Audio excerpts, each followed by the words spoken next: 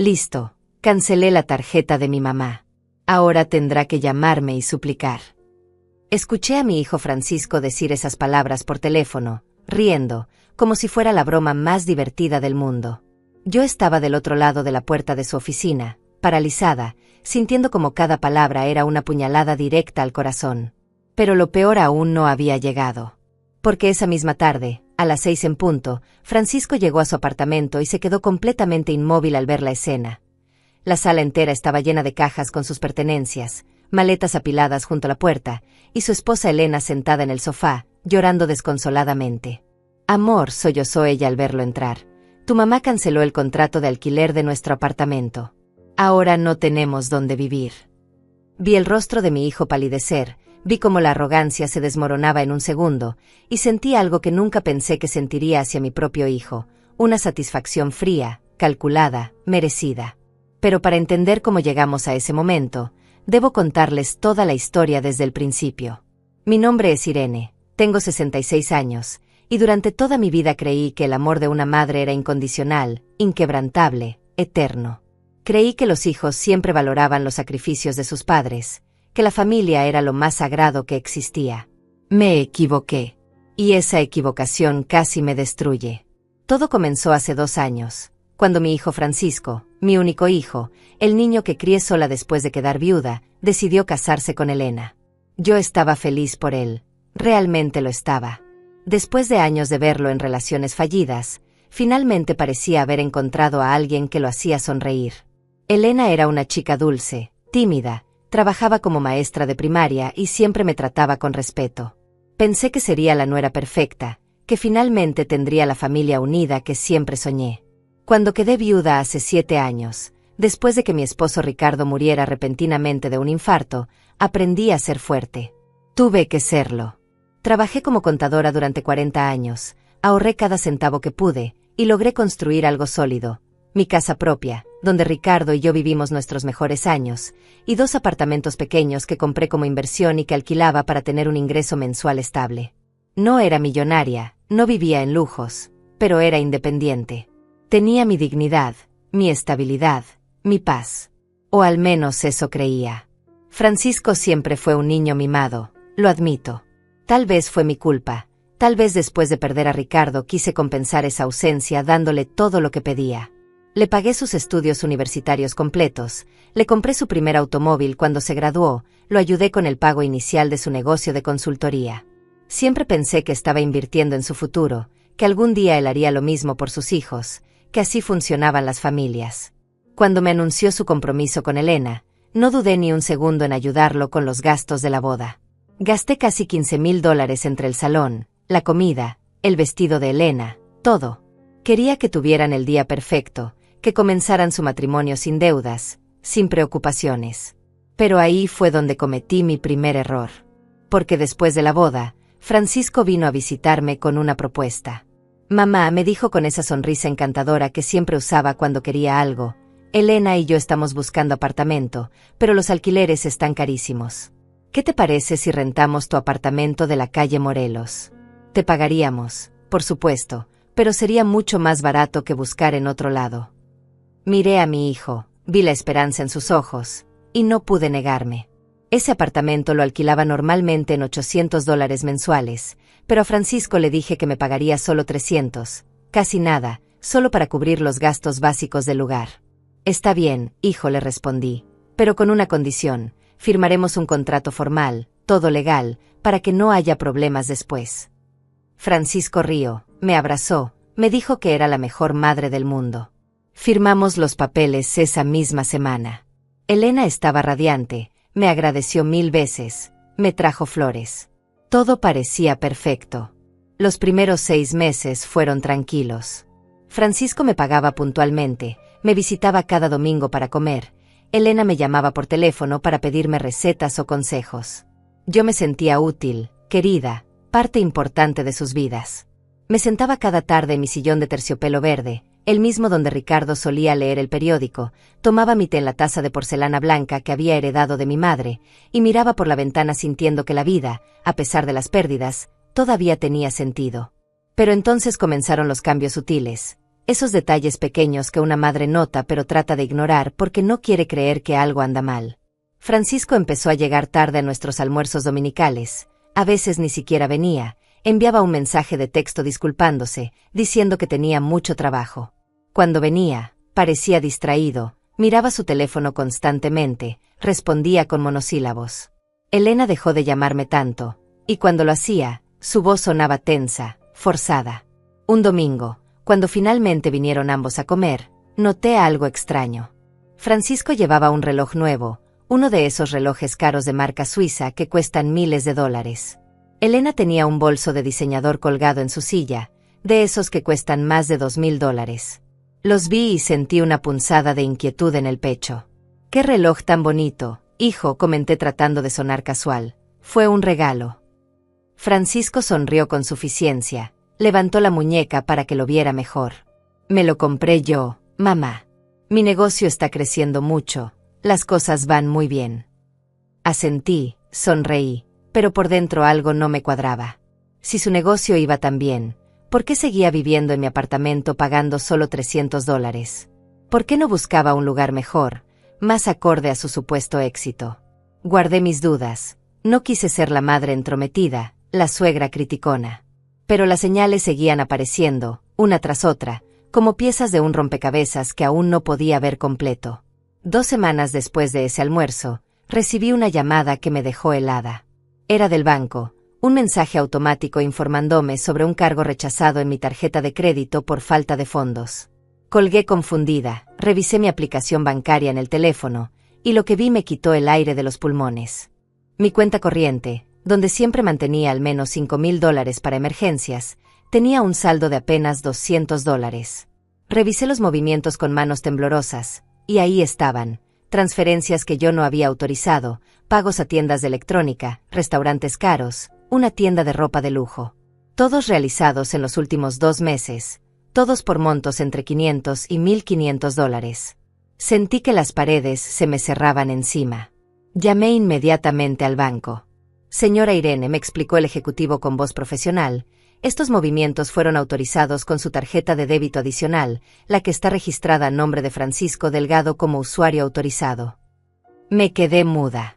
Sí, recordaba haber agregado a Francisco como usuario autorizado años atrás, cuando él estaba en la universidad y yo quería que tuviera acceso a dinero en caso de emergencias. Pero eso fue hace más de 15 años. Nunca pensé que él seguía teniendo esa tarjeta, nunca imaginé que la usaría así. «¿Puedo cancelar esa autorización?», pregunté tratando de mantener la calma. «Por supuesto, señora, pero necesitamos que venga en persona con una identificación oficial». Colgué el teléfono y me quedé sentada en mi cocina, mirando la pared, sintiendo como la traición se instalaba en mi pecho como una piedra pesada. Mi propio hijo me estaba robando. No había otra palabra para describirlo. Me estaba robando y ni siquiera tenía la decencia de pedirme permiso. Respiré profundo, me serví un vaso de agua, y decidí que antes de confrontarlo necesitaba estar segura, necesitaba entender qué estaba pasando realmente. No quería ser la madre paranoica que acusa sin fundamentos. Así que esa misma tarde fui al banco, cancelé la autorización de Francisco, cambié todas mis contraseñas, y pedí un reporte completo de todos los movimientos de los últimos 6 meses. Lo que descubrí fue peor de lo que imaginaba. Francisco había gastado casi $8000 de mi cuenta en total. $8000 que eran míos, que yo había ganado con mi trabajo, con mis sacrificios.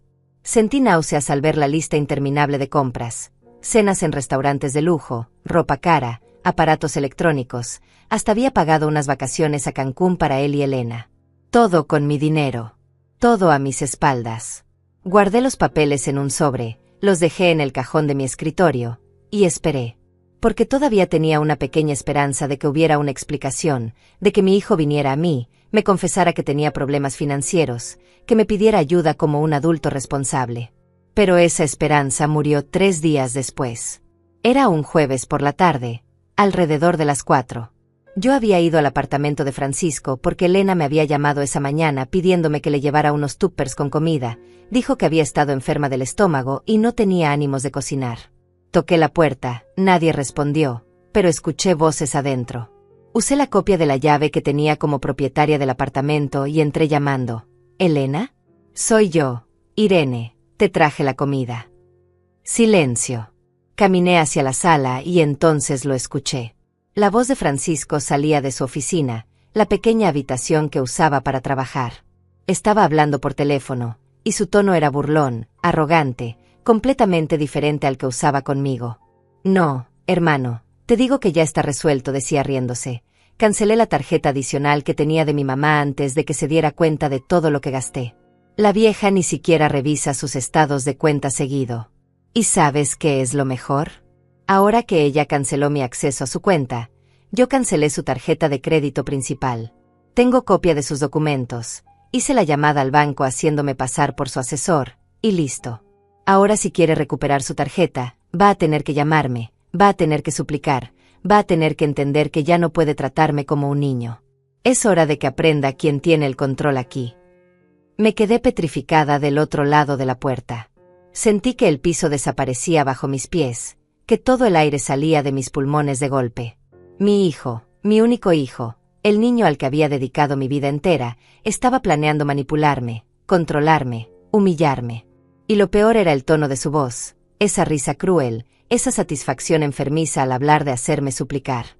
Retrocedí en silencio, salí del apartamento sin hacer ruido, bajé las escaleras con las piernas temblando, llegué a mi coche y me quedé ahí sentada, aferrándome al volante, tratando de procesar lo que acababa de escuchar. Las lágrimas llegaron después, cuando llegué a mi casa, cuando cerré la puerta detrás de mí y finalmente me permití sentir todo el dolor, toda la traición, toda la decepción. Lloré como no lloraba desde el funeral de Ricardo. Lloré por el hijo que creí que tenía y que resultó ser un extraño. Lloré por todos los años de sacrificios que él pisoteó sin pensarlo 2 veces. Lloré por mi ingenuidad, por haber confiado ciegamente, por no haber visto las señales antes. Me senté en mi sillón de terciopelo verde, el mismo donde tantas veces había imaginado a mis futuros nietos jugando, y sentí que todo el futuro que había soñado se desmoronaba en cenizas. Pero entonces, entre las lágrimas, algo cambió. Sentí una rabia fría instalándose en mi pecho, una determinación que no sabía que tenía.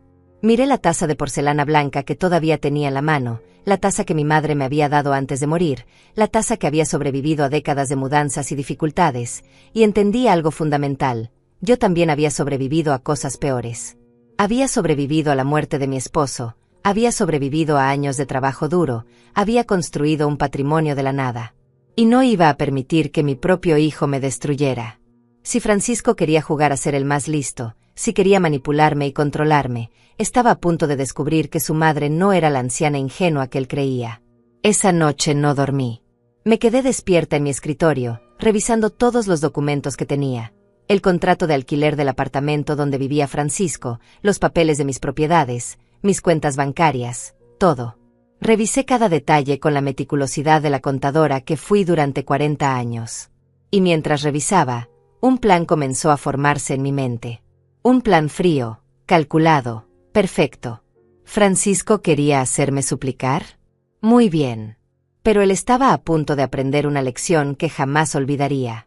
Porque resulta que ese apartamento donde vivía tan cómodamente pagando solo $300 mensuales, todavía estaba completamente a mi nombre.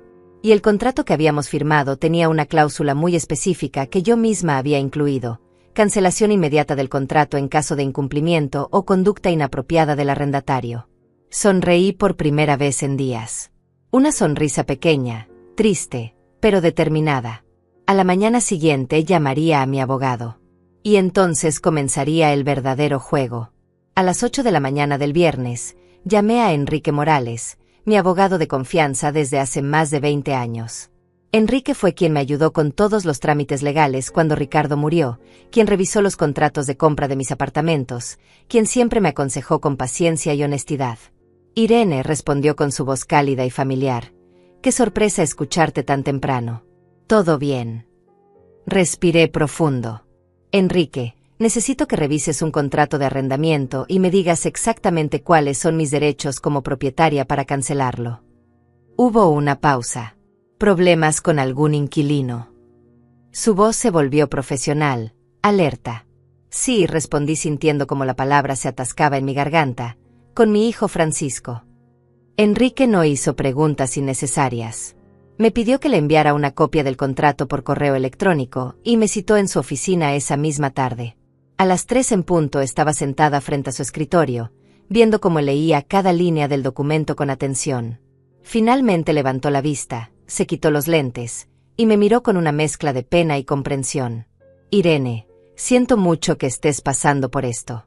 Pero legalmente, tienes todas las de ganar.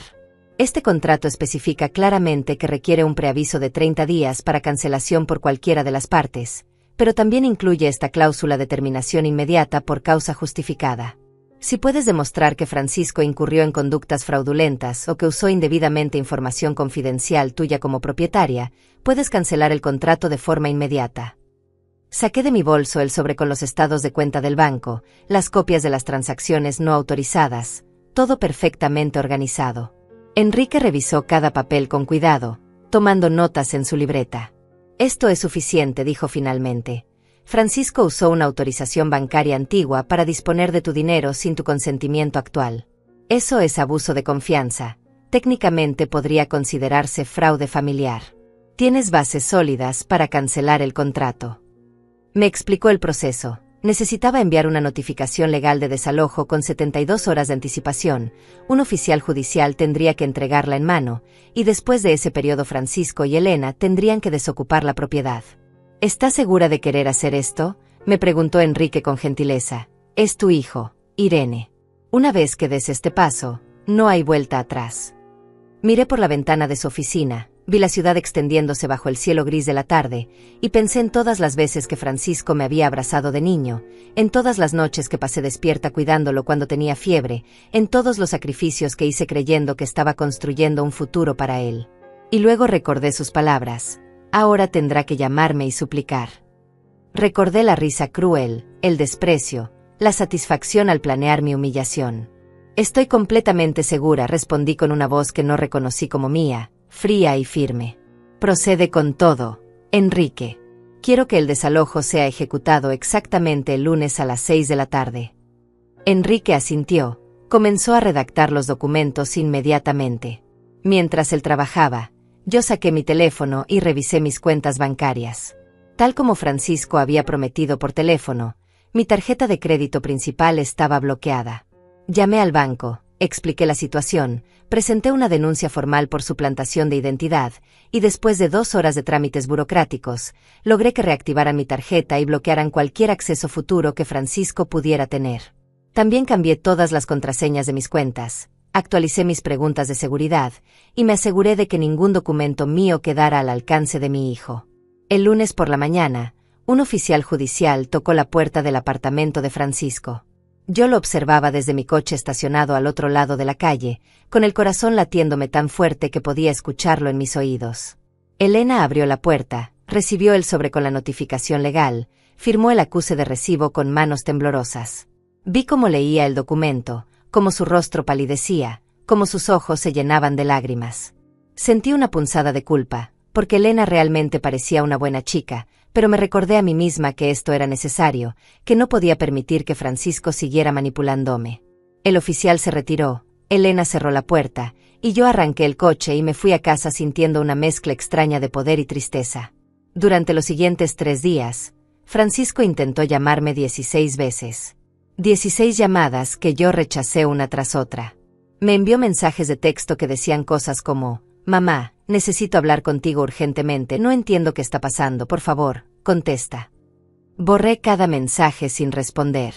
También intentó ir a mi casa, tocó la puerta durante 20 minutos un martes por la noche, gritando: «Mamá, sé que estás ahí, abre la puerta, tenemos que hablar». Yo me quedé sentada en mi sillón de terciopelo verde, tomando mi té en la taza de porcelana blanca, escuchando sus golpes y sus súplicas, sin moverme. Porque ahora él era quien suplicaba. Ahora él era quien necesitaba algo de mí, y yo había decidido que no obtendría nada hasta que fuera demasiado tarde. El miércoles por la tarde, 2 días antes del desalojo, recibí una llamada de Elena. Su voz sonaba rota, desesperada. «Irene, por favor, sé que Francisco hizo algo malo, él me contó todo. Sé que usó tu dinero sin permiso, y yo no sabía nada, te lo juro. Pensé que todo lo que compraba era con su dinero del trabajo. Por favor, dame una oportunidad de explicarte». Sentí mi determinación tambalearse por un momento. La voz de Elena sonaba genuina, asustada. Pero luego recordé que Elena había usado ese bolso de $2000 comprado con mi dinero, que había ido a Cancún con mi dinero, que había disfrutado de todos esos lujos mientras yo trabajaba duro para mantener mis ahorros. Elena, respondí con voz calmada, entiendo que estés asustada, pero mi decisión está tomada. El contrato de arrendamiento termina el viernes a las 6 de la tarde. Tienen hasta ese momento para desocupar el apartamento. ¿Pero a dónde vamos a ir?, sollozó Elena. No tenemos dinero ahorrado para un nuevo apartamento. Francisco dice que su negocio está pasando por problemas, que no tiene ni para pagar un depósito en otro lugar. Esas palabras confirmaron mis sospechas. Francisco no solo me había robado, sino que había mentido sobre el éxito de su negocio. Había gastado mi dinero tratando de mantener una fachada de prosperidad que no existía. Eso no es mi problema, Elena, respondí, y colgué el teléfono antes de que ella pudiera decir algo más. Me temblaban las manos, me sentía como una persona terrible, pero me recordé a mí misma que yo no había creado esta situación. Francisco lo hizo. Él tomó las decisiones que nos llevaron hasta aquí, y ahora tendría que enfrentar las consecuencias. El jueves por la noche apenas pude dormir. Sabía que al día siguiente, a las 6 de la tarde, Francisco y Elena tendrían que abandonar el apartamento. Sabía que probablemente vendrían a mi casa después, que habría una confrontación inevitable. Pasé todo el día preparándome mentalmente, revisando una y otra vez todos los documentos que tenía, los estados de cuenta, las grabaciones de las llamadas al banco denunciando el fraude, copias de todos los mensajes amenazantes que Francisco me había enviado cuando finalmente entendió que yo no iba a ceder. Organicé todo en una carpeta roja, la dejé sobre la mesa de mi sala, y esperé.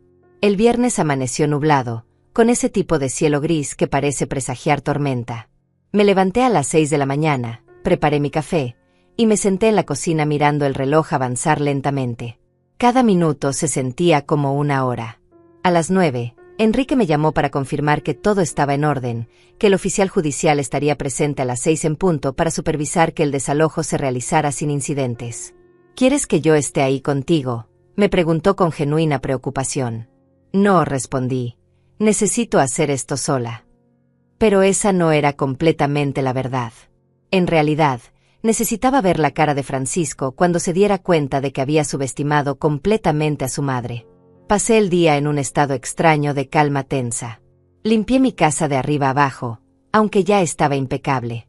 Regué mis plantas, organicé mi armario, preparé comida que no tenía hambre de comer. Cualquier cosa para mantener mis manos ocupadas y mi mente distraída.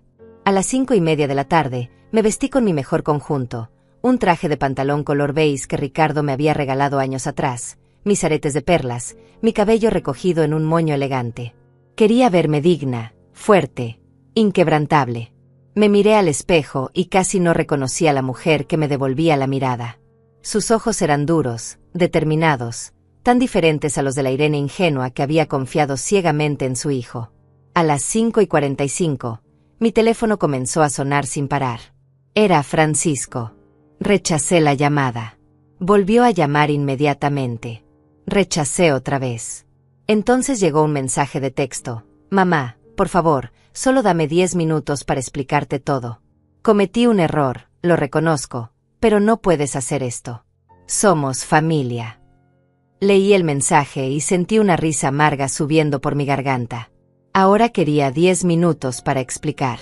Ahora éramos familia. Pero cuando él planeaba hacerme suplicar, cuando se reía de mí con sus amigos, cuando robaba mi dinero para mantener su estilo de vida falso, entonces no le importó que fuéramos familia. No respondí. Silencié mi teléfono y lo guardé en mi bolso. A las 6 en punto exactas, recibí un mensaje de Enrique con una foto. Era el apartamento de Francisco.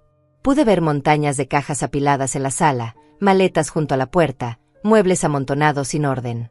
El oficial judicial estaba parado en el centro, supervisando. Elena estaba sentada en el sofá, llorando con la cara entre las manos. Y Francisco no estaba ahí. Según me explicó Enrique por mensaje, Francisco había salido corriendo del apartamento media hora antes, gritando que iba a arreglar todo esto, que su madre no podía hacerle esto. Sonreí. Sabía exactamente a dónde había ido. 20 minutos después, Escuché un coche frenar bruscamente frente a mi casa. Pasos apresurados. Golpes desesperados en mi puerta. Mamá, abre la puerta. Tenemos que hablar ahora.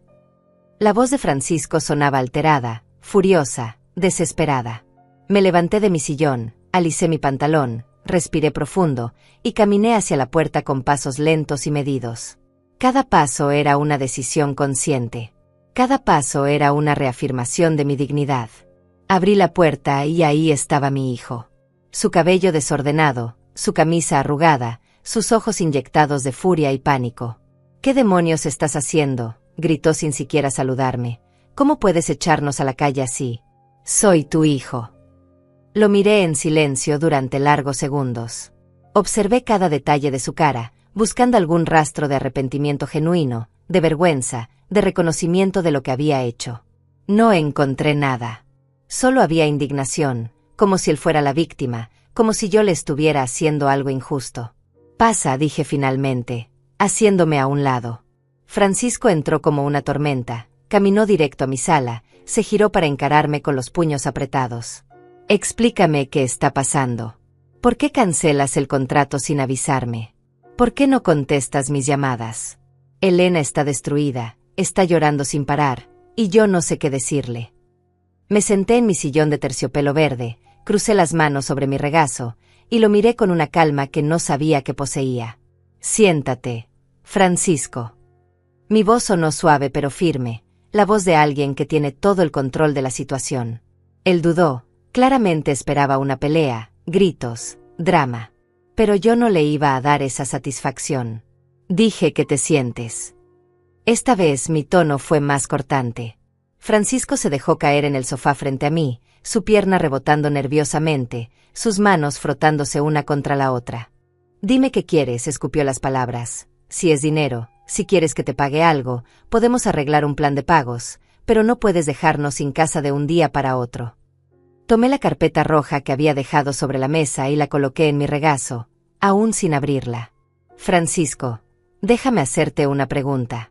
¿Recuerdas cuando tenías 10 años y te acusaron de haber robado dinero de la caja de la escuela? Él parpadeó, confundido por el cambio de tema. ¿Qué tiene que ver eso con...? Responde la pregunta, lo interrumpí. Francisco apretó la mandíbula. Sí, lo recuerdo. Y tú me defendiste porque sabías que yo no había sido. Exacto, asentí. Te defendí porque confié en ti. Porque creí en tu palabra. Porque eso es lo que hacen las madres. Confiamos en nuestros hijos incluso cuando todo el mundo lo señala. Me levanté, caminé hasta la ventana, observé la calle oscurecida por el atardecer. Durante años, Francisco, te defendí ante todos. Cuando tu padre decía que te estaba malcriando, yo te defendía. Cuando tus maestros decían que eras irresponsable, yo te defendía. Cuando tus propios amigos me advertían que estabas cambiando, yo los ignoraba porque pensaba que conocía a mi hijo mejor que nadie. Me giré para mirarlo. Pero resulta que todos tenían razón y yo estaba ciega. Ciega por amor. Ciega por la esperanza de que mi hijo sería un hombre honesto y agradecido. Francisco se puso de pie bruscamente. ¿De qué estás hablando? ¿Por qué hablas como si yo fuera algún tipo de criminal? Solo necesitaba un poco de dinero prestado. Iba a devolvértelo. Su voz subió de volumen, sus mejillas se enrojecieron. ¿Prestado? Repetí la palabra lentamente. ¿Dinero prestado se toma sin permiso? Dinero prestado se gasta en relojes de lujo y vacaciones mientras tu madre sigue trabajando para llegar a fin de mes. Abrí la carpeta roja y saqué los estados de cuenta. $8,200. Francisco. Eso fue lo que tomaste de mi cuenta usando una autorización que yo te di hace 15 años para emergencias universitarias. Coloqué los papeles sobre la mesa de centro, uno por uno, como cartas en un juego de póker. Francisco los miró y su rostro pasó del rojo al blanco en segundos. Yo pensé que, tú tienes dinero, mamá, tienes tus apartamentos, tus ahorros. Su voz se volvió pequeña, infantil. ¿Y eso te da derecho a robarme?, pregunté, y la palabra robar cayó entre nosotros como una bomba. No te robé, gritó él, solo tomé prestado. Robar es tomar lo que no te pertenece sin permiso del dueño, recité la definición con voz helada, y eso es exactamente lo que hiciste. Francisco comenzó a caminar de un lado a otro de mi sala, pasándose las manos por el cabello. Está bien, cometí un error. Lo siento. ¿Eso es lo que quieres escuchar? ¿Lo siento? Pues lo siento, mamá. Ahora, por favor, déjanos quedarnos en el apartamento. Te prometo que te pagaré cada centavo. Lo observé desmoronarse, vi cómo la arrogancia se convertía en desesperación, y no sentí la satisfacción que esperaba sentir. Solo sentí un vacío profundo, una tristeza inmensa por todo lo que habíamos perdido. ¿Sabes qué es lo más triste de todo esto, Francisco? Pregunté con voz pausada, sintiendo como cada palabra pesaba toneladas. No es el dinero. El dinero lo puedo recuperar trabajando, ahorrando, siendo cuidadosa. Lo más triste es que destruiste algo que no se puede recuperar jamás. Mi confianza. Y sin confianza, no hay familia. Francisco dejó de caminar y me miró con ojos suplicantes. Esos mismos ojos que de niño usaba cuando quería convencerme de comprarle un juguete o dejarlo quedarse despierto hasta tarde. Pero ya no era un niño. Era un hombre de 35 años que había tomado decisiones conscientes, calculadas, crueles. Mamá, por favor, su voz se quebró. Sé que la cagué, lo sé. Pero dame una oportunidad de arreglarlo. Elena no tiene nada que ver con esto. Ella es inocente. No puedes dejarla en la calle por mis errores. Alcé una ceja. ¿Así que ahora te preocupa Elena? Qué interesante. Porque cuando gastaste $2,000 en ese bolso de diseñador para ella, cuando pagaste esas vacaciones a Cancún, cuando la llenaste de regalos con dinero que no era tuyo, no pensaste en las consecuencias que ella enfrentaría cuando todo esto saliera a la luz. Francisco abrió la boca para responder, pero yo levanté mi mano para detenerlo. No he terminado. Saqué otro documento de la carpeta roja. Era una transcripción impresa de la llamada telefónica que yo había escuchado a escondidas, la que Francisco tuvo con su amigo. Se la había pedido a un técnico que me ayudara a documentarla correctamente desde mi teléfono donde había grabado partes del audio. Quiero que leas esto en voz alta, le dije entregándole el papel. Francisco lo tomó con manos temblorosas, sus ojos recorrieron las líneas y vi cómo el color abandonaba completamente su rostro. Mamá, yo. Lee, ordené con voz de acero. Él tragó saliva, sus manos temblaban tanto que el papel crujía. Ya cancelé su tarjeta, comenzó a leer con voz apenas audible. Ahora tendrá que llamarme y suplicar si quiere algo. Es hora de que aprenda quién tiene el control aquí. Cada palabra salió de su boca como veneno. La vieja ni siquiera revisa sus estados de cuenta seguido.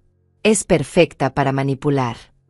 Vi cómo las lágrimas comenzaban a acumularse en sus ojos, pero no sentí ninguna compasión.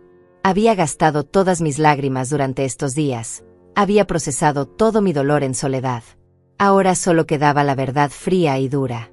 Sigue, le indiqué cuando hizo una pausa. Mi mamá siempre ha sido débil, siempre cede a todo lo que le pido. Pensé que ya era momento de tomar las riendas de sus finanzas antes de que gaste todo en tonterías. Francisco dejó caer el papel como si le quemara las manos. Yo no quise decir eso. Estaba enojado, estaba hablando por hablar. ¿Enojado por qué? Lo interrumpí. ¿Enojado porque tu madre te dio todo durante 35 años y finalmente quiso poner un límite? ¿Enojado porque una anciana de 66 años todavía tiene control sobre el dinero que ella misma ganó con su trabajo? Me puse de pie y caminé hacia él, mirándolo directamente a los ojos. Déjame explicarte algo que parece que nunca entendiste, hijo. Yo no soy débil. Sobreviví a la muerte del amor de mi vida. Trabajé 40 años en un trabajo que no siempre me gustó para construir un patrimonio. Crié sola a un niño que constantemente me desafiaba y me exigía más. Nada de eso es debilidad. Lo que tú confundiste con debilidad era amor incondicional. Pero resulta que hasta el amor incondicional tiene límites. Francisco se dejó caer de rodillas frente a mí, literalmente de rodillas, con las manos juntas en una súplica patética. Mamá, te lo ruego. Perdóname. Haré lo que sea. Iré a terapia, buscaré ayuda, cambiaré completamente. Pero por favor, no nos dejes sin casa. Elena está embarazada. Esas últimas palabras cayeron como una bomba en medio de la sala. Me quedé paralizada, sintiendo como todo mi plan cuidadosamente construido amenazaba con desmoronarse. ¿Qué dijiste? Mi voz sonó distante, extraña. Elena está embarazada, repitió Francisco con desesperación renovada, de 2 meses. Todavía no te lo habíamos dicho porque queríamos esperar al tercer mes, pero ahora necesito que lo sepas. Vas a ser abuela, mamá. No puedes hacer esto. No puedes dejar a tu nieto sin hogar. Retrocedí como si me hubiera golpeado físicamente. Un nieto. Iba a ser abuela. Durante años había soñado con ese momento. Había imaginado cómo sería sostener a un bebé en brazos nuevamente, cómo sería verlo crecer, mimarlo, amarlo. Y ahora Francisco estaba usando esa información como un arma, como una última carta desesperada para manipularme. Vi en sus ojos que sabía exactamente lo que estaba haciendo, sabía que había encontrado mi punto débil. Y en ese momento entendí que si cedía ahora, si permitía que esta noticia cambiara mi decisión, estaría estableciendo un patrón que se repetiría por el resto de mi vida. Francisco aprendería que podía hacer lo que quisiera, lastimarme como quisiera, y siempre habría algo que usar para manipularme. Primero el nieto, luego el bienestar del niño, luego su educación, siempre algo. Levántate, le dije con voz temblorosa pero firme. Mamá, por favor. He dicho que te levantes. Mi tono no admitía discusión. Francisco se puso de pie lentamente, secándose las lágrimas con el dorso de la mano. Lo miré y traté de encontrar al niño que alguna vez fue, al pequeño que me abrazaba y me decía que era la mejor mamá del mundo. Pero ese niño ya no existía, si es que alguna vez existió realmente. Felicidades por el bebé, dije finalmente. Espero que seas un mejor padre de lo que has sido como hijo. Y espero que nunca, jamás, ese niño tenga que pasar por lo que yo estoy pasando ahora. Francisco abrió la boca para hablar, pero yo continué. El desalojo se mantiene. Tienen hasta las 11 de la noche de hoy para sacar todas sus cosas del apartamento. Después de esa hora, el oficial judicial cambiará las cerraduras y cualquier pertenencia que quede adentro será considerada abandonada. Vi cómo la última esperanza se extinguía en sus ojos, reemplazada por algo más oscuro, resentimiento, odio incluso. ¿Sabes qué?, dijo con voz llena de veneno. Tienes razón. No soy el hijo que esperabas. Pero tú tampoco eres la madre que creí que eras.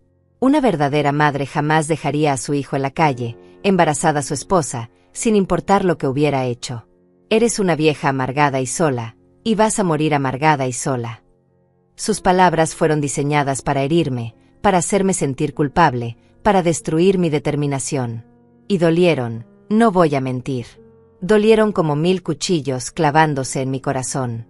Pero ya había llorado todas mis lágrimas, ya había procesado todo mi dolor. Sus palabras ya no tenían el poder que él creía que tenían. Puede ser, respondí con calma escalofriante. Tal vez tengas razón y termine mis días sola. Pero prefiero 1000 veces estar sola con mi dignidad intacta que acompañada por alguien que me ve como un cajero automático. Ahora, por favor, sal de mi casa. Francisco me miró con una mezcla de incredulidad y furia. Esto no va a quedar así, amenazó. Voy a buscar un abogado, voy a demandarte por desalojo injustificado, por abandono familiar, por lo que sea necesario. Asentí tranquilamente. Eres libre de intentarlo.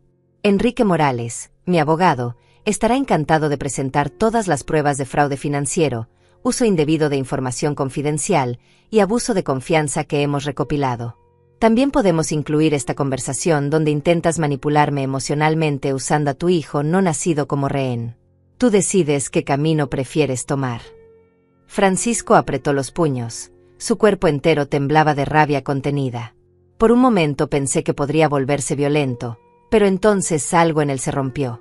Los hombros se le cayeron, la mandíbula se le aflojó, y toda la rabia se transformó en derrota absoluta. Te vas a arrepentir de esto, dijo en voz baja. Pero ya no sonaba como una amenaza, sino como un último intento desesperado de tener la última palabra. Caminó hacia la puerta, la abrió bruscamente, y antes de salir se giró una última vez. Cuando ese niño nazca, no esperes conocerlo. No esperes ser parte de su vida. Elegiste tu dinero sobre tu familia, ahora vive con esa decisión. La puerta se cerró con un golpe que resonó en toda la casa. Me quedé de pie en medio de mi sala, rodeada de silencio, sosteniendo la carpeta roja contra mi pecho como un escudo. Mis piernas comenzaron a temblar, todo mi cuerpo comenzó a temblar, y finalmente me dejé caer en mi sillón de terciopelo verde.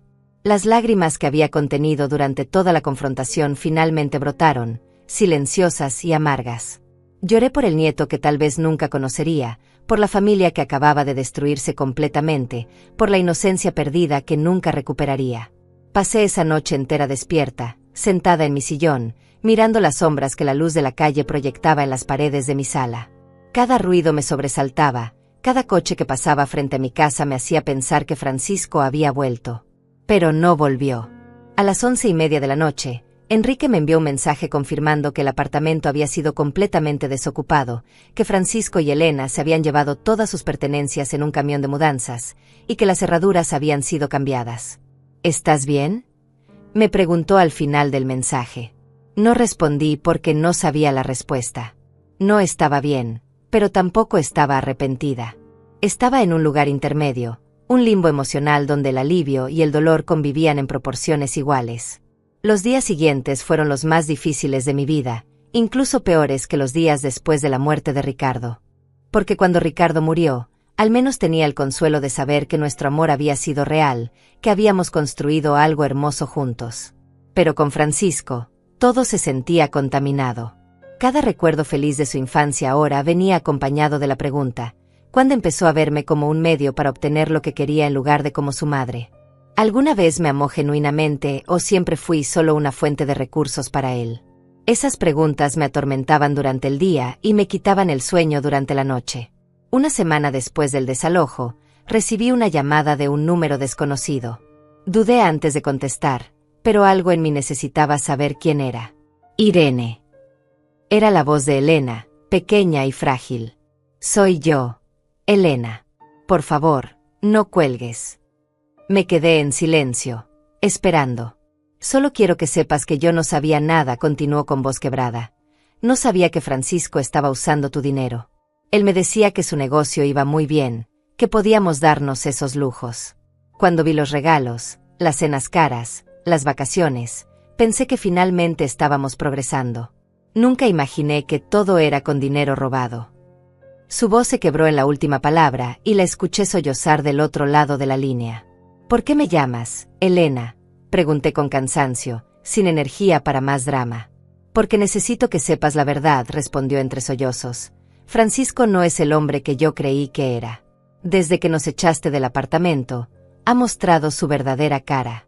Está furioso todo el tiempo, me culpa a mí por no haber sido más útil para convencerte, dice que si yo hubiera insistido más tú habrías cedido. Estamos viviendo en casa de su amigo Adriano, durmiendo en un sofá-cama, y Francisco pasa todo el día buscando formas de vengarse de ti en lugar de buscar trabajo o un nuevo apartamento. Sentí un escalofrío recorrer mi columna vertebral. ¿Vengarse cómo? Elena respiró profundamente. Ha estado llamando a tus vecinos, diciéndoles que eres una anciana cruel que abandonó a su hijo embarazado en la calle. Ha publicado cosas horribles sobre ti en redes sociales, diciendo que eres una madre desnaturalizada.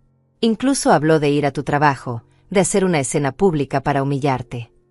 Mi corazón comenzó a latir más rápido. Elena, si me estás llamando para asustarme. No, me interrumpió con urgencia. Te llamo para advertirte. Y para pedirte algo. Yo me voy a ir, Irene. Voy a volver a casa de mis padres en Guadalajara. No puedo seguir con un hombre que es capaz de odiar tanto a su propia madre. Si es capaz de hacer esto, ¿qué me hará a mí cuando nazca el bebé y las cosas se pongan difíciles? Sentí una mezcla de alivio y tristeza por Elena. Me parece una decisión sabia, le dije sinceramente. Pero antes de irme, continuó Elena, necesito devolverte algo. 2 días después, Elena vino a mi casa. Llegó en un taxi, con una maleta pequeña y una bolsa de papel en las manos. Lucía demacrada, con ojeras profundas, el cabello recogido en una cola de caballo descuidada. La invité a pasar, pero ella negó con la cabeza. No puedo quedarme mucho, Francisco cree que estoy en el doctor. Solo vine a darte esto. Me entregó la bolsa de papel. Adentro había varios artículos. El bolso de diseñador que Francisco le había comprado, un par de aretes caros, una bufanda de seda. No los quiero, dijo Elena con voz firme. Fueron comprados con tu dinero. No me pertenecen. Tomé la bolsa, conmovida por el gesto. Elena, tú no tienes la culpa. Lo sé, me interrumpió. pero igual no puedo quedármelos. Cada vez que los veo me recuerdan todo este desastre. Nos quedamos en silencio por un momento. ¿El bebé está bien?, pregunté finalmente, incapaz de contener la pregunta que me había estado carcomiendo por dentro. Elena asintió, llevó su mano a su vientre todavía plano. Sí, está bien. Acabo de hacer mi primera ecografía. Dudó un momento, luego sacó una foto de su bolsillo y me la extendió. Pensé que tal vez querrías verla. Tomé la foto con manos temblorosas. Era una imagen en blanco y negro, borrosa, donde apenas se distinguía una pequeña forma que sería mi nieto. Sentí que algo se rompía dentro de mí, todas las defensas que había construido se desmoronaron en un instante. Es hermoso, susurré, trazando con el dedo el contorno de la imagen. Irene, dijo Elena suavemente, sé que Francisco te hizo cosas terribles. Sé que tiene que enfrentar las consecuencias de sus actos. Pero este bebé es inocente. Y aunque tú y Francisco no puedan arreglar su relación, espero que algún día puedas conocer a tu nieto. Porque todos los niños merecen tener una abuela, especialmente una como tú. Sus palabras me atravesaron como flechas. Una como yo, repetí con amargura. Francisco me llamó una vieja amargada y cruel. Elena negó con la cabeza. Francisco está dolido y resentido. Pero yo vi cómo eras con él cuando venía a visitarte, vi cómo preparaba su comida favorita cada domingo, cómo guardaba sus fotos de niño en tu sala, cómo te iluminabas cada vez que hablabas de él. Esa no es una mujer cruel. Esa es una mujer que amaba a su hijo incondicionalmente, hasta que él rompió esa confianza de la peor manera posible. Las lágrimas comenzaron a rodar por mis mejillas sin que pudiera detenerlas. Gracias, fue todo lo que pude decir. Elena me abrazó, un abrazo breve pero sincero, y luego se alejó hacia el taxi que la esperaba. Cuando el bebé nazca, te enviaré fotos, dijo antes de subirse. Y cuando esté listo, si tú estás lista, pueden conocerse. Pero lejos de Francisco. Al menos hasta que él decida crecer y ser un hombre de verdad. Vi el taxi alejarse por la calle y me quedé parada en mi entrada, sosteniendo la ecografía contra mi pecho, sintiendo una mezcla de esperanza y dolor que no sabía cómo procesar. Esa noche, coloqué la ecografía en un pequeño marco que tenía guardado y la puse en mi mesita de noche, donde podía verla antes de dormir. También guardé los artículos que Elena me había devuelto. Al día siguiente, los llevé a una tienda de consignación y los vendí. El dinero, alrededor de $3,000, lo deposité en una cuenta nueva que abrí específicamente para mi futuro nieto. Si Elena mantenía su palabra y me permitía ser parte de la vida del bebé, ese dinero estaría ahí para su educación, para su futuro, para las cosas que realmente importaban. Los días pasaron y se convirtieron en semanas. Francisco no volvió a contactarme, no volvió a amenazarme, no apareció en mi trabajo como Elena había advertido que haría. Era como si hubiera desaparecido de mi vida completamente, dejando solo un vacío enorme donde antes había estado mi hijo. Algunos días ese vacío dolía tanto que apenas podía respirar. Otros días, me sentía aliviada, libre de la toxicidad que nuestra relación se había convertido. Aprendí a vivir con esa dualidad, con el hecho de que ambos sentimientos podían ser verdad al mismo tiempo. Un mes después del desalojo, estaba en el supermercado haciendo mis compras semanales cuando escuché una voz familiar llamándome. ¿Irene? Irene Delgado. Me giré y vi a Marisol Fuentes, una antigua compañera de trabajo de mis años como contadora. No nos habíamos visto en al menos 5 años. Marisol, qué sorpresa, la saludé con una sonrisa genuina. Marisol se acercó empujando su carrito, su rostro mostraba preocupación. Irene, escuché algunos rumores por ahí y necesito saber si estás bien. Alguien me dijo que tu hijo estuvo diciendo cosas horribles sobre ti en redes sociales, que te acusó de haberlo abandonado. Suspiré, sintiendo el peso de la situación nuevamente. Es una historia larga, Marisol. Ella tomó mi mano entre las suyas. Tengo tiempo. ¿Quieres que tomemos un café después de las compras? Acepté su oferta.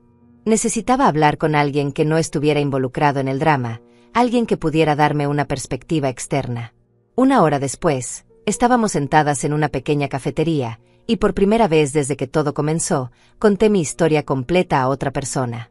Le mostré los documentos, le conté sobre el dinero robado, sobre las palabras crueles de Francisco, sobre el embarazo de Elena, sobre todo. Marisol escuchó toda mi historia en silencio, sin interrumpir, solo asintiendo ocasionalmente o apretando mi mano cuando las partes más dolorosas salían de mi boca. Cuando terminé, me sentí exhausta pero también extrañamente aliviada, como si compartir el peso de todo lo ocurrido lo hubiera hecho un poco más ligero.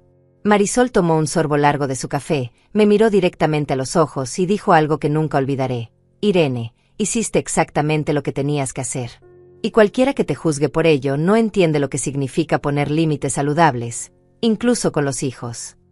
Sus palabras me sorprendieron porque yo había estado esperando que me dijera que había sido demasiado dura, que las madres siempre deben perdonar, todas esas frases hechas que la sociedad nos enseña a repetir sin cuestionar. ¿De verdad piensas eso?, pregunté con voz insegura. Marisol asintió con firmeza. Por supuesto. Mira, yo también tengo hijos, 3 para ser exacta. Los amo con toda mi alma, daría mi vida por ellos sin dudarlo. Pero si alguno de ellos me robara, me mintiera, y luego planeara manipularme y humillarme, yo haría exactamente lo mismo que tú. Porque amar a tus hijos no significa permitirles que te destruyan. Amar a tus hijos también significa enseñarles que las acciones tienen consecuencias. Sentí lágrimas de alivio rodando por mis mejillas. Durante semanas me había torturado pensando que era una mala madre, que había fallado de alguna manera fundamental. Escuchar a otra madre, otra mujer que entendía la complejidad de estas relaciones, validar mi decisión era como un bálsamo para mi alma herida. Pero el bebé, susurré, voy a perder la oportunidad de conocer a mi nieto. Marisol negó con la cabeza. Elena te dijo que te enviaría fotos, que eventualmente podrían conocerse. Esa puerta no está cerrada, Irene. Y honestamente, si Francisco continúa por el camino que va, eventualmente ese niño va a crecer y va a hacer sus propias preguntas. Va a querer conocer a su abuela. La verdad siempre sale a la luz. Salí de esa cafetería sintiéndome más fuerte de lo que me había sentido en semanas. Marisol tenía razón. Yo había hecho lo correcto. No había sido fácil, no había sido sin dolor, pero había sido necesario. Esa noche, por primera vez desde el desalojo, pude dormir toda la noche sin despertarme con pesadillas. Soñé con Ricardo, con los días felices que habíamos compartido, con su risa y su manera de siempre encontrar el lado positivo de las cosas. En el sueño, él me tomaba de la mano y me decía, «Estoy orgulloso de ti. Fuiste más valiente de lo que yo hubiera sido».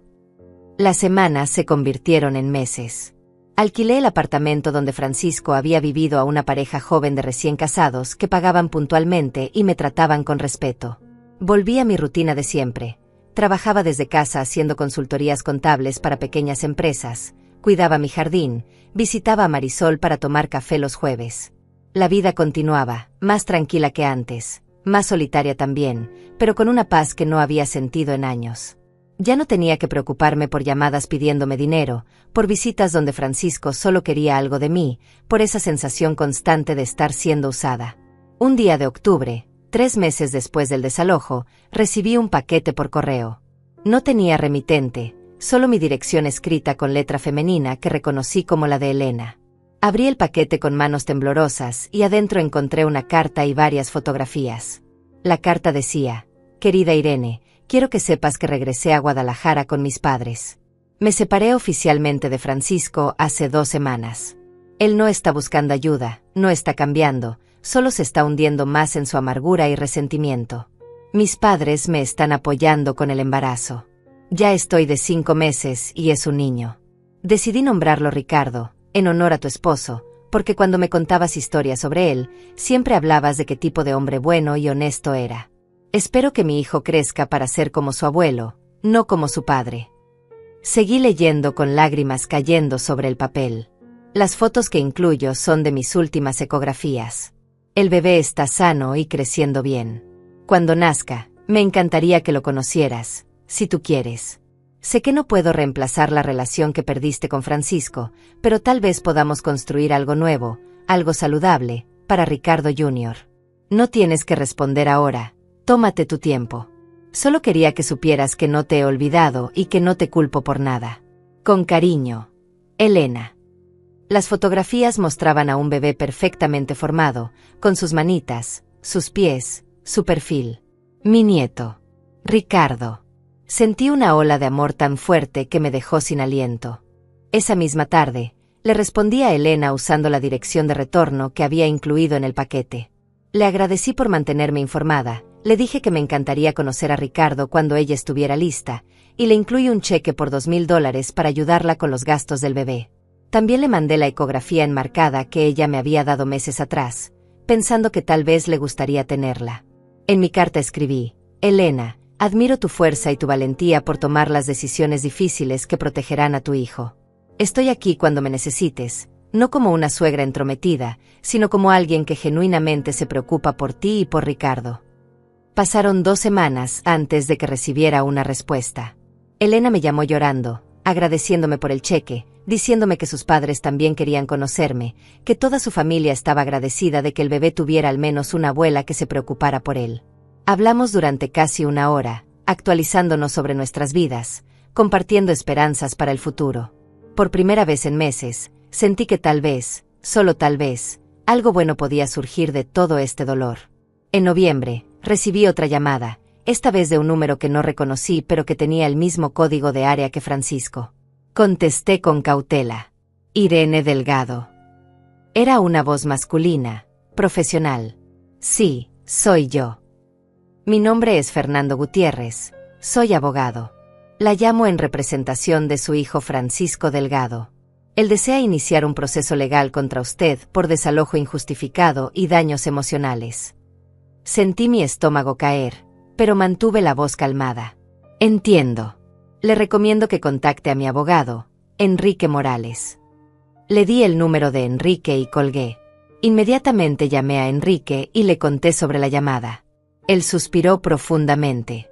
Irene, esto era esperado. Francisco está desesperado y probablemente ese abogado le prometió que podía ganar algo de dinero con una demanda. Pero no te preocupes, tenemos toda la documentación necesaria para defender tu caso. El desalojo fue completamente legal y justificado. Ellos no tienen ninguna base sólida. ¿Cuánto tiempo tomará esto?, pregunté sintiéndome cansada. Probablemente varios meses. Pero confía en mí, vamos a ganar. Enrique tenía razón. Los siguientes meses fueron agotadores, llenos de citatorios judiciales, declaraciones, reuniones con abogados. Pero cada vez que tenía que testificar o presentar pruebas, me recordaba a mí misma por qué estaba haciendo esto. El juicio se llevó a cabo en febrero, un día frío y gris que parecía reflejar perfectamente el estado de mi corazón. Llegué al juzgado acompañada de Enrique, vestida con mi mejor traje color beige, el cabello recogido con dignidad, la misma taza de porcelana blanca de mi madre guardada en mi bolso como un talismán de fuerza. Francisco ya estaba ahí cuando entramos, sentado junto a su abogado Fernando Gutiérrez, un hombre de unos 40 años con traje gris y una expresión de aburrimiento profesional. Nuestras miradas se cruzaron por un segundo y lo que vi en los ojos de mi hijo me heló la sangre. No había arrepentimiento, no había tristeza, solo un resentimiento frío y duro como el acero. El juez, un hombre mayor llamado Enrique Torres, llamó al orden y comenzó la audiencia. El abogado de Francisco habló primero, pintando un cuadro de una madre cruel que había echado a su hijo embarazado y su esposa a la calle sin previo aviso, sin compasión, sin justificación real. Su señoría, decía Fernando con voz dramática, mi cliente y su esposa se quedaron literalmente sin hogar de un día para otro. La señora Delgado actuó con frialdad calculada, sin importarle que su nuera estaba embarazada, sin considerar las consecuencias de sus acciones. Esto no solo fue un desalojo injustificado, fue un acto de crueldad familiar que merece compensación. Escuché cada palabra sintiendo como la rabia burbujeaba en mi pecho, pero mantuve mi rostro sereno, mi postura digna. Enrique me había preparado para esto, me había dicho que el abogado de Francisco intentaría hacerme ver como el villano de la historia. Cuando le tocó el turno a Enrique, se puso de pie con calma y comenzó a presentar nuestra evidencia. Los estados de cuenta bancarios mostrando los $8,200 que Francisco había tomado sin autorización. Las copias de las conversaciones donde Francisco planeaba manipularme y controlarme. El contrato de arrendamiento que claramente estipulaba las causas de terminación inmediata. Cada documento fue presentado meticulosamente, cada prueba construyendo un caso inquebrantable. Su señoría, dijo Enrique con voz clara y firme, lo que tenemos aquí no es una madre cruel abandonando a su hijo. Lo que tenemos es una mujer de 66 años defendiendo su patrimonio y su dignidad de un hijo adulto que la estaba explotando financieramente. Francisco Delgado no es una víctima inocente. Es un hombre de 35 años que robó a su propia madre, que planeaba continuar manipulándola, y que ahora busca victimizarse cuando finalmente enfrentó consecuencias por sus acciones. Miré a Francisco y vi cómo su mandíbula se tensaba, cómo sus manos se apretaban en puños sobre la mesa. El juez pidió entonces que yo subiera al estrado para dar mi testimonio. Caminé hacia adelante sintiendo las piernas temblorosas, pero manteniéndome erguida. El abogado de Francisco me interrogó primero, haciendo preguntas diseñadas para hacerme ver como una madre sin corazón. Señora Delgado, ¿es cierto que ejecutó el desalojo sabiendo que su nuera estaba embarazada? Sí, respondí con voz clara. No le importó dejar a su futuro nieto sin hogar. Déjeme corregir algo, dije mirándolo directamente a los ojos. Yo no dejé a nadie sin hogar. Francisco es un hombre adulto con educación universitaria que yo pagué, con experiencia laboral, perfectamente capaz de encontrar otro lugar para vivir. Lo que yo hice fue dejar de permitir que viviera en mi propiedad pagando una renta mínima mientras me robaba miles de dólares. Fernando intentó interrumpirme, pero el juez lo detuvo. Déjela terminar. Continué, sintiendo como años de dolor se convertían en palabras. Durante 35 años, le di a mi hijo todo lo que tenía. Trabajé turnos dobles para pagarle sus estudios. Gasté mis ahorros en su boda. Le ofrecí mi apartamento por una fracción de su valor real. Y él tomó todo eso y lo usó contra mí. No solo me robó dinero, planeó controlarme financieramente, humillarme, hacerme suplicar. Todo esto mientras yo seguía creyendo que estaba ayudando a mi hijo a construir su futuro. Las lágrimas comenzaron a rodar por mis mejillas, pero no las limpié. Quería que todos en esa sala vieran mi dolor, vieran la traición que había sufrido. ¿Y el bebé?, insistió Fernando. No le importa su nieto. Me importa profundamente, respondí con voz quebrada. Por eso abrí una cuenta de ahorros con el dinero de las cosas que Francisco compró con mi dinero. Por eso mantuve contacto con Elena, incluso después de que Francisco me amenazara. Por eso voy a ser parte de la vida de mi nieto si Elena me lo permite, pero no voy a permitir que Francisco use a ese bebé como una herramienta de manipulación, como intentó hacer cuando le dije que el desalojo se mantendría. Vi a Francisco levantarse de golpe de su silla. Eso es mentira, gritó. Tú nunca te preocupaste por nosotros. Solo te importa tu dinero. El juez golpeó su mazo. Orden. Señor Delgado, siéntese inmediatamente o lo haré retirar de la sala. Francisco se sentó lentamente, pero su mirada hacia mí era puro veneno. El resto del juicio fue un desfile de pruebas y contrapruebas. Enrique presentó testimonios escritos de mis vecinos atestiguando mi carácter, de antiguos colegas confirmando mi integridad profesional. Incluso presentó una declaración jurada de Elena, quien desde Guadalajara confirmó que Francisco le había ocultado el origen del dinero que gastaba y que ella apoyaba completamente mi decisión de poner límites. El abogado de Francisco intentó desacreditar cada prueba, pero era evidente que no tenía mucho con qué trabajar. La verdad estaba de mi lado, fría y documentada. Después de 3 horas de audiencia, el juez se retiró a deliberar. Enrique y yo esperamos en el pasillo, sentados en un banco de madera incómodo, sin hablar mucho. Francisco y su abogado estaban al otro extremo del pasillo, Francisco caminando de un lado a otro como un animal enjaulado. 40 minutos después, nos llamaron de vuelta a la sala. El juez Torres tenía una expresión seria mientras leía su veredicto. Después de revisar toda la evidencia presentada, comenzó con voz solemne. Este tribunal determina que el desalojo ejecutado por la señora Irene Delgado fue completamente justificado y legal. Sentí como todo mi cuerpo se relajaba con alivio. El juez continuó. Las pruebas demuestran claramente que el señor Francisco Delgado incurrió en conductas fraudulentas al utilizar indebidamente los recursos financieros de su madre. El contrato de arrendamiento incluía cláusulas específicas sobre terminación por causa justificada, cláusulas que el señor Delgado violó. Además, las grabaciones y transcripciones presentadas muestran intención de manipulación y abuso emocional. El juez miró a Francisco directamente. Señor Delgado, la ley no protege a los hijos adultos que explotan a sus padres mayores. Su madre tenía todo el derecho de proteger su patrimonio y su bienestar. La demanda es desestimada en su totalidad. Pero el juez no había terminado. Además, Este tribunal ordena al señor Francisco Delgado a reembolsar a su madre la cantidad de $8,200 que tomó sin autorización de sus cuentas bancarias, más intereses y costos legales. El señor Delgado tiene 6 meses para cumplir con este pago, de lo contrario se procederá con acciones legales adicionales. Vi a Francisco ponerse completamente pálido, vi cómo su abogado le susurraba algo al oído, probablemente explicándole que acababa de perder no solo el juicio, sino que ahora debía devolverme el dinero robado más los costos de su propio abogado. El juez se retiró y la sala comenzó a vaciarse. Enrique me abrazó, felicitándome por la victoria. Pero yo no me sentía victoriosa. Me sentía exhausta, vacía, como si hubiera corrido un maratón solo para llegar a una meta que ya no significaba nada. Mientras Enrique recogía los documentos, Francisco se acercó a mí. Su abogado intentó detenerlo, pero él se soltó bruscamente. Nos quedamos cara a cara, madre e hijo, separados por un abismo que ninguna sentencia judicial podía cerrar. Espero que estés feliz, dijo con voz llena de amargura. Ganaste tu dinero. Espero que valga la pena haber perdido a tu hijo. Lo miré a los ojos, ese hijo que alguna vez había sido mi mundo entero, y sentí una tristeza tan profunda que apenas podía respirar. Francisco, dije con voz suave, yo no perdí a mi hijo. Tú perdiste a tu madre el día que decidiste que mi valor estaba en mi cuenta bancaria y no en el amor que te di durante 35 años. Él abrió la boca para responder, pero no salió ningún sonido. Nos quedamos ahí, en silencio, hasta que finalmente él se dio la vuelta y salió de la sala sin mirar atrás. 3 meses después del juicio, en un cálido día de mayo, recibí una llamada de Elena. Su voz sonaba diferente, cansada pero feliz. Irene. Nació. Ricardo está aquí.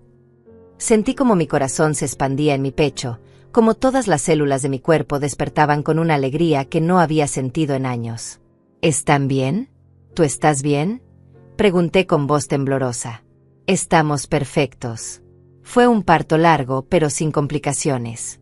Pesa 3,5 kilos, tiene los ojos más hermosos que he visto, y creo que tiene tu nariz. Se rió suavemente. Irene, sé que acabas de ganar el juicio y que las cosas han sido difíciles, pero me encantaría que vinieras a conocerlo.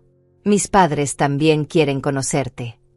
2 días después, estaba en un autobús rumbo a Guadalajara, con mi corazón latiendo tan fuerte que pensé que todos en el autobús podían escucharlo. Llevaba conmigo un bolso lleno de regalos para el bebé, ropa que había tejido yo misma durante las noches de insomnio, una manta suave color marfil, un pequeño osito de peluche, y una carta que había escrito para Ricardo Jr., explicándole quién había sido su abuelo, el hombre en cuyo honor llevaba su nombre. También llevaba la taza de porcelana blanca de mi madre, envuelta cuidadosamente en papel de seda. Algún día se la daría a Ricardo, para que supiera que algunas cosas sobreviven a las tormentas. La casa de los padres de Elena era pequeña pero acogedora, pintada de color amarillo claro con un jardín lleno de flores. Elena me abrió la puerta y nos abrazamos, 2 mujeres unidas por la tragedia pero también por la esperanza de algo nuevo. Pasa, pasa, me dijo guiándome adentro. Mamá, papá, ella es Irene. Una pareja mayor se acercó sonriendo. Aurora, la madre de Elena, era una mujer regordeta de mejillas rosadas y ojos amables. Fernando, su padre, era un hombre alto y delgado con manos de trabajador y una sonrisa tímida. Bienvenida a nuestra casa, dijo Aurora abrazándome como si me conociera de toda la vida. Elena nos ha contado todo. Eres una mujer muy valiente. Y entonces lo vi. En una pequeña cuna de madera junto al sofá, envuelto en una manta celeste, dormía Ricardo. Me acerqué con pasos lentos, casi con miedo, como si fuera un sueño que podría romperse si me movía muy rápido. Era perfecto.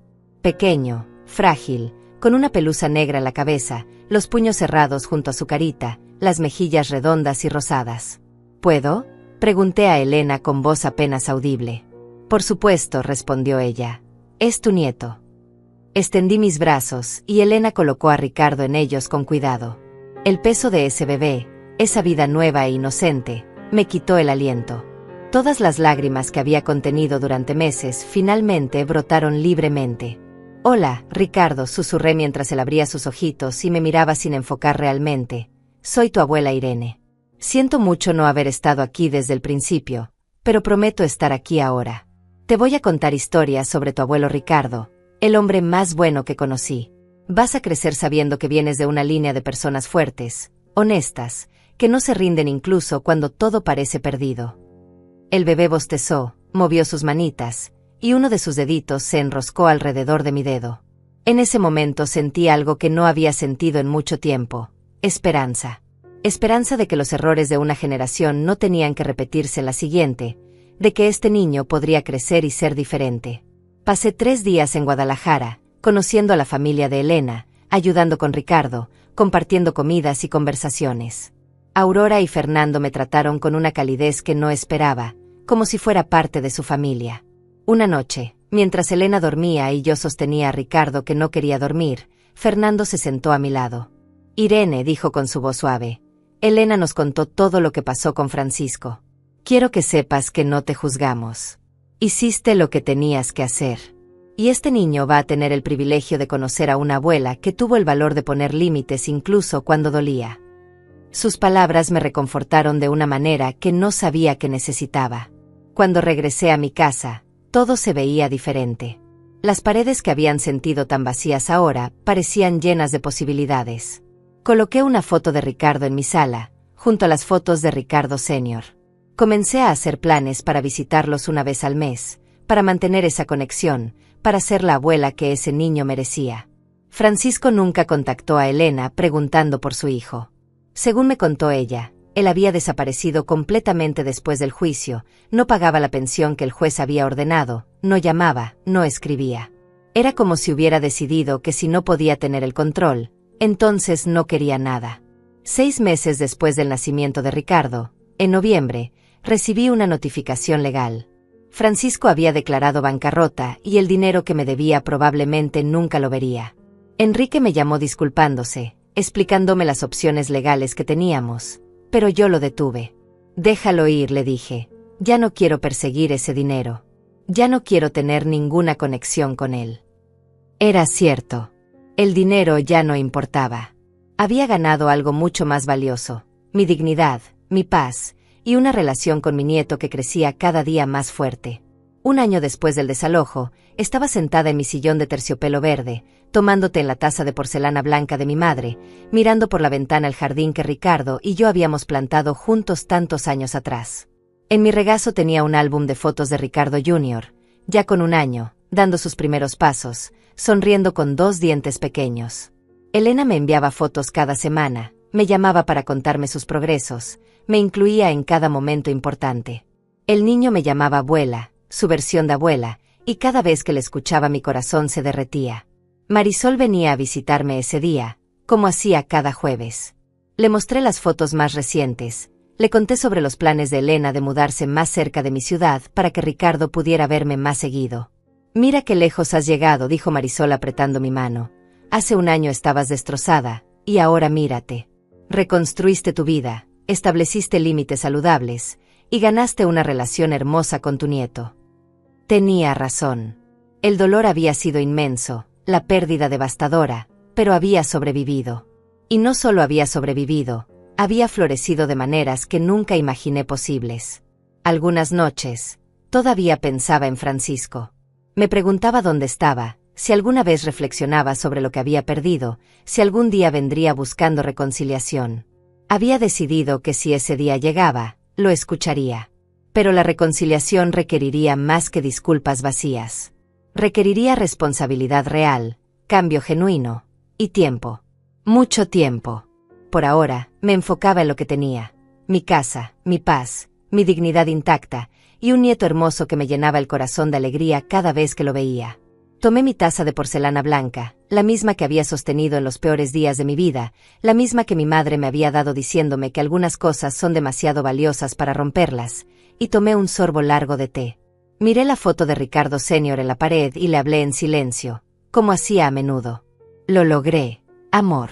Fue horrible, fue desgarrador, pero lo logré. Puse límites. Defendí mi dignidad. Y nuestro nieto va a crecer sabiendo que venía de gente fuerte, gente que no se deja pisotear incluso por aquellos que aman. El sol comenzaba a ponerse, llenando mi sala de una luz dorada y cálida.